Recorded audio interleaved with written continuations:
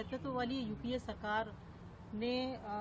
आतंकवाद को भगवा रंग से जोड़ने की कोशिश की थी। उनके एक सीनियर कांग्रेस लीडर ने भी, मंत्री ने भी भगवा रंग से आतंकवाद को जोड़ने का पूरा प्रयास किया था। आज आप महाराष्ट्र के दौरे पर हैं, आप किस तरीके से देखते हैं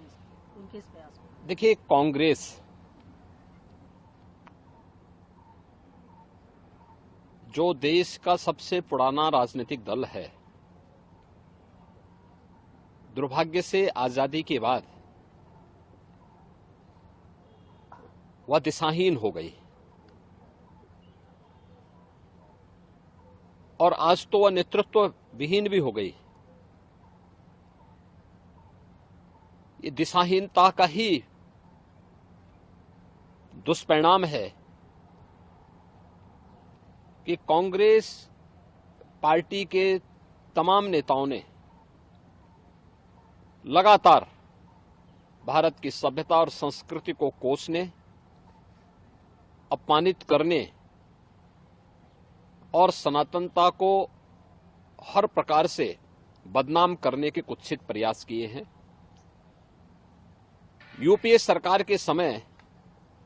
यही दुर्भाग्यपूर्ण स्थिति देखने को मिली थी, जब कांग्रेस के एक वरिष्ठ नेता ने और उस समय के केंद्रीय गृह मंत्री ने भगवा आतंकवाद के नाम पर भारत की सनातन संस्कृति को अपमानित करने का प्रयास किया था और दुनिया के सामने बदनाम करने का भी कुत्सित चेष्टा की थी। यह हर व्यक्ति जानता है कि कांग्रेस की नीतियां देश के अंदर आतंकवाद और नक्सलवाद का कारण बनी और आज मोदी जी के नेतृत्व में न केवल आतंकवाद और नक्सलवाद की समस्या का समाधान हुआ है,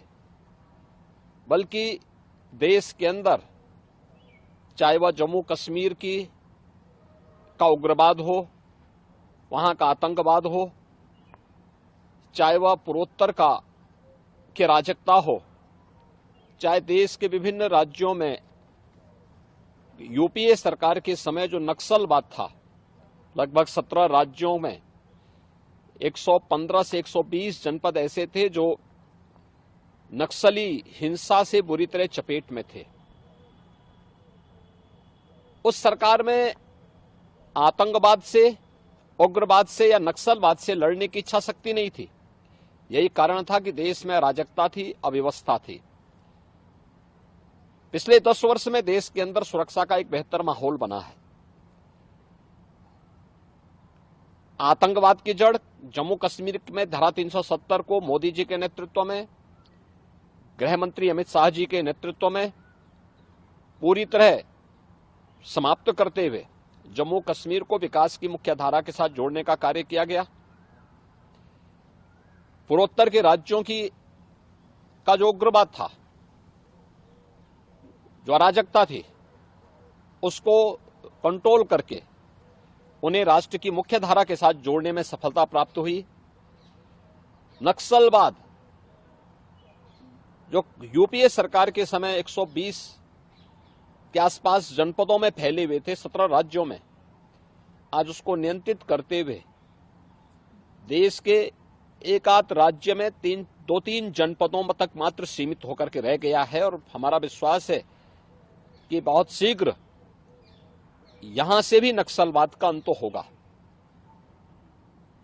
कांग्रेस की सरकार भारत की सनातन सभ्यता और संस्कृति को अपमानित करती थी,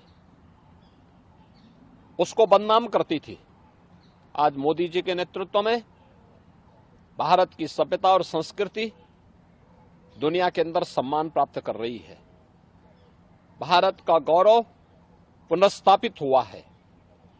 और यह अवसर कभी कभी आता है। यही कारण है कि महाराष्ट्र की राष्ट्रवादी जनता आज मोदी जी के साथ, उनके नेतृत्व में उन्हें तीसरा कार्यकाल देने के लिए पूरी तरह प्रतिबद्ध दिखाई देता है और हमें विश्वास है कि जो कांग्रेस उन्हें बदनाम करने, उनके हिस्से पर सेंधमारी करने, उन्हें जाति खेमों में बांटने का कुत्सित प्रयास करके देश की सुरक्षा के साथ खिलवाड़ कर रही थी, उस कांग्रेस को पूरी तरह दरकिनार करते हुए